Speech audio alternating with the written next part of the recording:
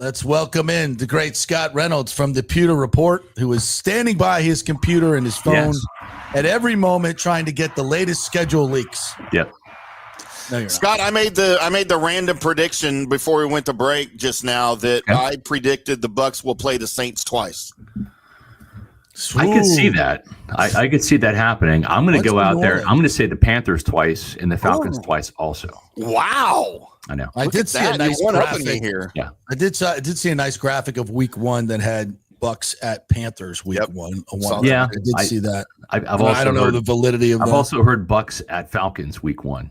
Yeah. I've heard that from a couple people. Nothing official, but that would be an interesting start with a division game. Well, here's the thing. If you look at the Rays schedule, right, and this is important because they're sharing a parking lot now. That's right. That's right. So the Rays actually play on the Sunday of the first and third week of the season. Day games, yeah. Day games. So you could pretty much suggest that the Buccaneers will be on the road to start the season and then also in week 3. Yeah. Right. And I kind of like starting on the road, to be honest with you, because certainly for the fans, man. Well, I think it's good because, once you get into the season and then you got to travel 1 week, then, you only got 7 days or, 6 days to get ready. Yeah. Whereas, if you're traveling week 1, you got 6 weeks to get ready to travel. That's right. Yeah. So it's sweater weather in September anyways in Tampa. Yeah. not that you're putting on a sweater, but you're a sweater fella. You're going to be a sweater. Yeah. The more games we don't have in September and October, the better it is. I know they balance them out, but I'm telling you, that week, was it week 4 against the Eagles? Oh, right. That game, and I've talked to a lot of Buccaneer fans. They said that was, first of all, it was the hottest game last year for sure. It just was. And I remember walking down to the locker room. Yeah. And I want to say it was Darius Slay. And he had stripped down to basically just his pants, right? The shirt was off, cleats were off, socks were off. He was in a plastic kiddie pool. Kiddie pool, yeah. Were you there to see that too? Oh, yeah. Well, I walked by it probably about 2 minutes after you, and he was joined by 6 of his teammates because it was full. Yes. The pool was full. He had an IV. There was a paramedic. Yeah. And this kiddie pool was like filled with ice, ice water. So it was basically like a quick assembled ice tub. Yeah. It was full. He was struggling. Overflowing. Yeah. He was not doing well. And he had the IV in him. The paramedic was there. So it was a hot day. And it's hard to get Buccaneer players to admit their weakness, right? These are proud young men playing football. But remember, they went to Atlanta 3 days later, right, and played the Falcons on Thursday Night Football. That's right. They traveled to Atlanta on Wednesday. They played the Falcons Thursday night. They lost that game. They kind of ran out of gas, right? They did. The Falcons came back, tied the game, went to overtime, and won it. And I believe that was a contributing factor. I remember saying that week because a factor. I remember saying that week on the Monday, Tuesday, Wednesday, leading up to it, and I said, "Listen, guys, the Bucs are not going to win this week just because of what they just went through." Yeah, and I think, if I'm not mistaken, I think the defense played 85 plays or something. I said they just can't. Your body cannot recover. Yeah. I said if they were to go up there and make a game of it and win this is going to be a Herculean effort by the Buccaneers. And I thought they did. They played their asses off for about 3.5 quarters. But they ran out. Absolutely, they ran out of gas. So the less games in September, and they should not. The NFL should not schedule any September or October games in Tampa at 1 o'clock. I mean, 4:15 ain't much better. Yeah, but I think last year we had a night game. One of our night games was second with the Eagles game. Night games, 4 o'clock games, please, because it's not good for the fans. It's not good for the players. Yeah, exactly. I mean, at least listen, you're starting the game in an inferno at 4:25, right? But at least you have a reprieve. Each hour is going to get cooler. Yeah, the stadium's going to go away. The sun's going to go away. The stadium's going to get shadier. So we'll see what the future holds. One of the schedule leaks, and these are all unconfirmed. This was from Maria Martin. She says the Falcons have 5 primetime games, including a Thursday night football game at Tampa. And so that's interesting because the Buccaneers rarely play at home on Thursday night. Matter of fact, I think they have played once out of the last Thursday night football game that they played at home was against the Ravens in 2022. That was where Shaq Barrett tore his Achilles, and they've lost all of their Thursday night football games under Todd Bowles since he's been the head coach. That's right. I want to say they're 2-4 in their last 6 Thursday night football games, if my memory serves me correctly. So they've not played well on Thursday night. That would certainly be a big game. My whole thing is I just wonder, the creamsicle game, like when is that going to be? And maybe that should be against the Saints. Like find the weakest opponent and just get a win, right? Like please. Just, like do that. But the interesting thing is, what if the Buccaneers broke out the creamsicles on a Thursday night game against the Falcons? Like, and put the creamsicles. Do we have to play in the creamsicles? Yes. Some fans like them. I love them. I love them to wear, but we can't win in them. Well, I know, and for that reason, I tolerate them once a year. I'm not one of these people that calls for they should make them the jerseys every game. No, it's not. We lost to the Broncos. Yeah. Bo Nix's third start. They got our ass kicked. Well, no, they didn't play against the Broncos last year. I thought that was the game. The creamsicle game was against the Falcons. The Falcons, yeah. Even worse loss. Yeah. Yeah, it was. Yeah, even worse. It was a division loss, yeah. Yeah, to a team that Kirk Cousins, the only team he could beat. Yeah, exactly. All right, so enough of the schedule leak stuff. It'll come out tonight, 8 o'clock, folks, and then we'll have it and we'll do it. I'm more interested in what you've learned. I think this is going to be one of the big storylines of the season, and that's the change of the Buccaneers defense schematically and maybe even spiritually. It's the new coaching staff, which you talked to yesterday, because they scheduled it during my damn show. And I saw a lot of things, heard a lot. You were on this last week when you interviewed Zion McCullum. Great podcast, by the way. Go listen to that if you've missed it, folks. Zion breaks news, man. I'm telling you. He does. I don't think the team likes it very much. Yeah. But there's a reason why he got the good guy award from the media last year, because he's very outspoken, and he broke a lot of news. So talk a little bit about that, because I'm excited about it. Let's let the players play and stop trying to trick everybody. Let's go. Yeah. So Todd Bowles wants the secondary to be more aggressive. He knows that you can't play off coverage as much and get those interceptions, right? So you will see more press man, or what looks more like press man. Right. It might be a situation where the corners are up close to the line of scrimmage, and they might do a bail technique. Right. They might drop into quarters. They might drop into that. But what you're not going to be seeing at the snap is this cushion that just invites the quick pass outside. And so this is going to be part of their disguise, where they're going to be up in the face of these corners a lot more. And you can do a lot with that, right? Right. Go back to the Monty Kiffin days, Tampa 2. We had Rondé and BK on the outside, and they rerouted everything inside towards John Lynch and towards Derek Brooks, right? And that was just how they played cover 2. Well, Todd Bowles is not really a cover 2 guy, plays it very sparingly, but you can still do that from a press man standpoint. You can bail, as I said, and play cover 3, quarters, whatever. You can play press man, right? There's a lot of things that you can do by being closer to the line of scrimmage if you're a cornerback. But more importantly, you're not going to have that tell. You're not going to have that. Exactly. It's 3rd and 10, and I'm going to give up 7 yards, right, in terms of cushion. And then it's one-on-one on the outside. And how many times did we see last year, like Patrick Mahomes took advantage of Josh Hayes? Yeah. And he made DeAndre Hopkins look like his old self, and he just kept schooling Hayes over and over again with those easy completions. So I think that's a big focus. The other thing too is, and Zion even said this, they're communicating more together. In other words, the cornerbacks and safeties are spending more meeting time in the same room. And I love that. And it's funny because, you had a couple of these older coaches, Kevin Ross, the cornerbacks coach, and Nick Rapone, who was Todd Bowles' safeties coach back when Bowles was a safety at Temple. Okay. So I think Nick Rapone's in his 70s, Todd Bowles in his 60s. Okay. And so these are some older gentlemen. And listen, I'm not disparaging them. They have forgotten more football than I'll ever learn. Okay. That's right. But sometimes, it's hard to teach an old dog new tricks. And the new dogs are more apt to learning new tricks and communicating with younger players.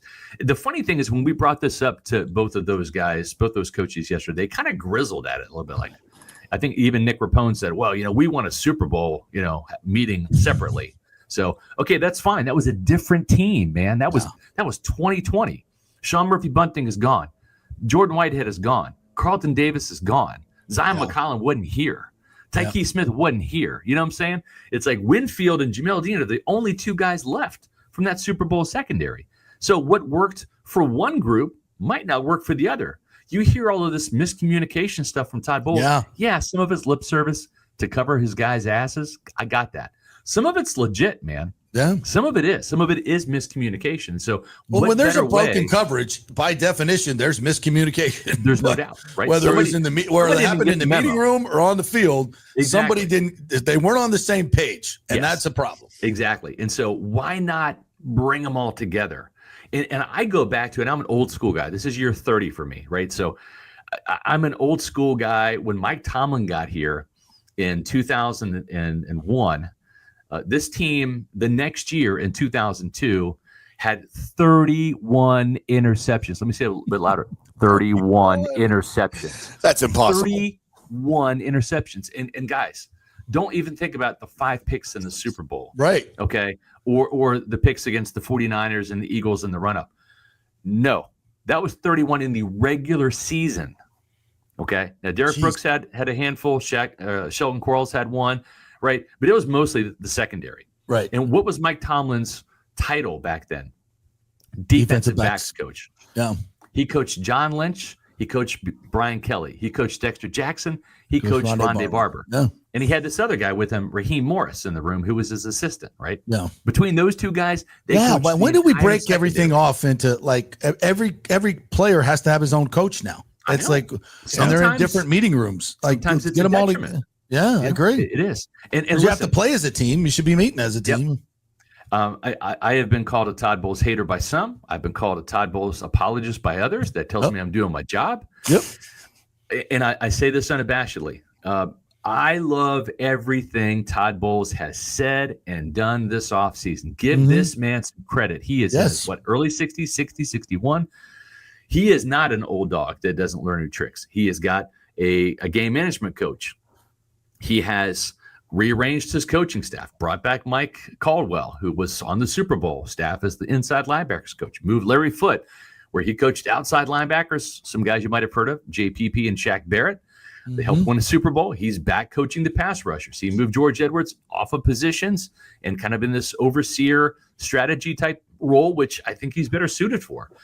And now at Todd Bowles' request, directive, he says, we're going to have everybody meet together in the secondary.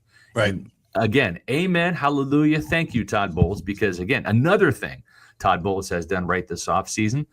And I just give this guy a lot of credit. Who knows if it's all going to work or not, right? Who knows if their Bucs are going to get better, stay the same, even get worse? Who knows? But I applaud him for looking at what happened with the early exit last year in a playoff game they should have won. Yep. And he said, what I'm doing right now isn't good enough. It's good.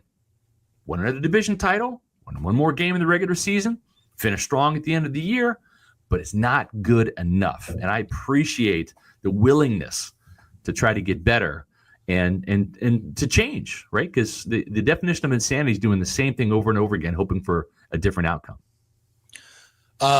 Tim, you want to get in here? Yeah, Scott, Bucs minicamp, obviously the rookie minicamp just ended. And I've heard different things, and seen different things in different media outlets about players that stood out. Yeah. Do you have a one takeaway from Bucs rookie minicamp over the weekend? Yeah, Jacob Parrish, the K-State kid, had 2 pick sixes and just really picked things up pretty quickly. I think he's going to be the nickel. And he's still going to get some looks at the outside. And I think he might be like that Sean Murphy-Bunting, where he's got enough size and enough ability and certainly enough speed to play outside, but probably better inside.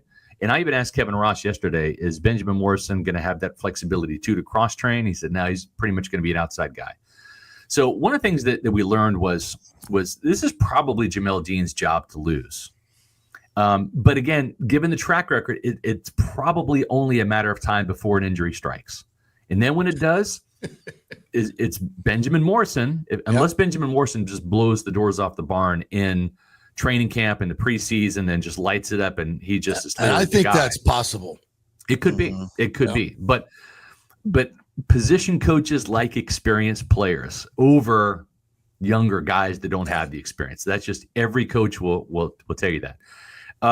But to your point, I think both of the rookie corners showed me something. Benjamin Morrison, in fact, he was out there doing individual drills when it was kind of expected he wasn't going to participate. It was a good sign. Yeah. He did everything except for he did the back pedal, really good, plant, everything. Yeah.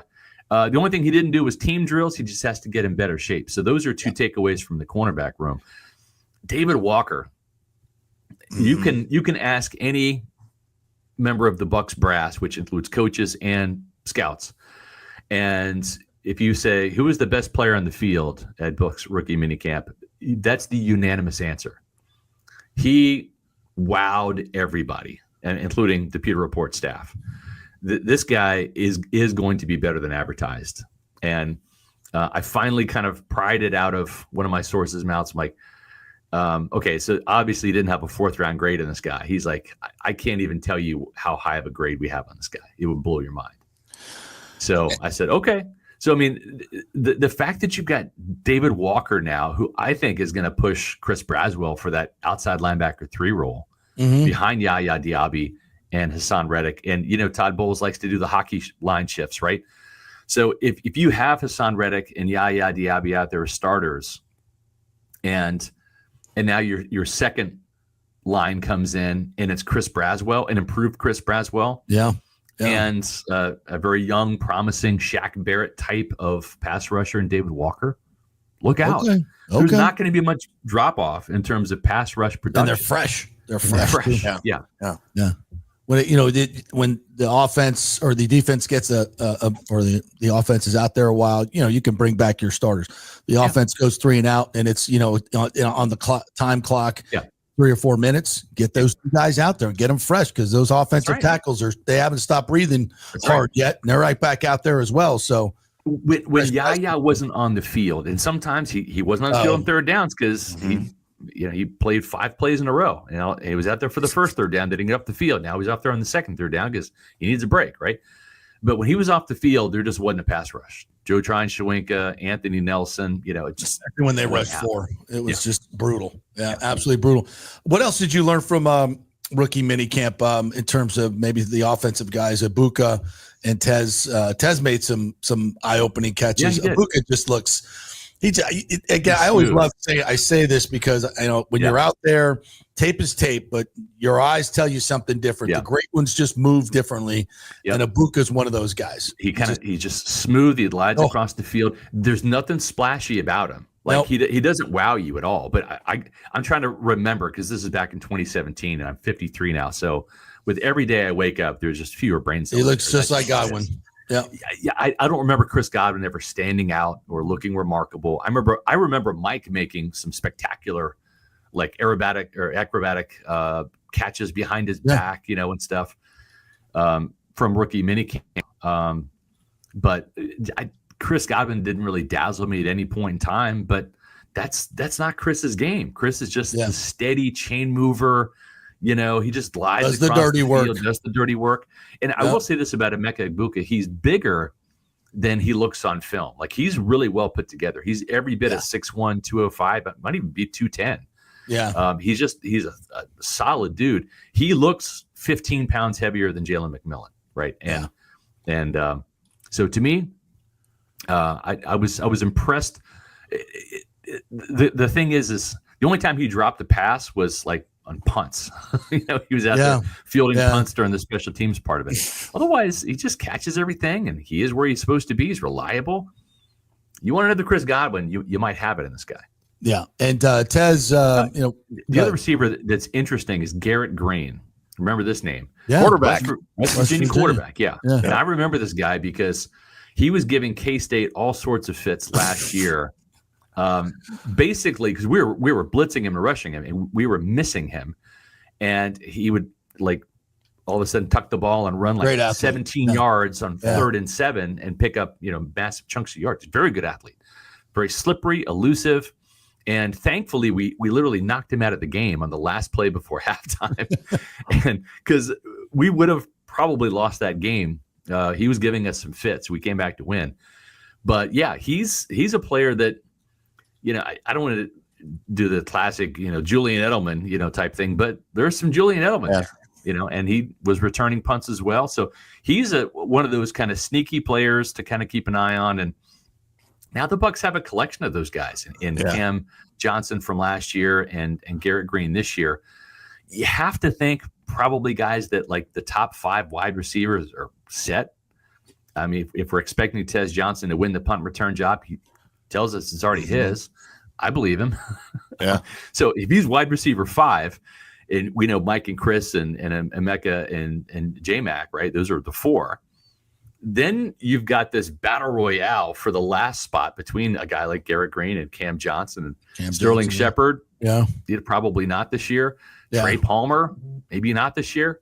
So it's a great problem to have when all of a sudden you're so stacked at wide receiver that the depth chart might be filled out 1 through 5, and you're just have 8 guys battling for one spot. You're auditioning for another team at this point when you're down that far in the training camp depth chart. And I think the other thing too is that, like, for example, like let's say Trey Palmer doesn't make the cut, or Sterling Shepard, is just happy to be a Buccaneer again and play with Baker, and he wants to put like babysitting the kids off for one more year at age 32, and he's on the practice squad again. I mean, to have a player like Sterling Shepard in the practice squad again is invaluable because he's another vet who's been there and done that. He's kind of along for the ride.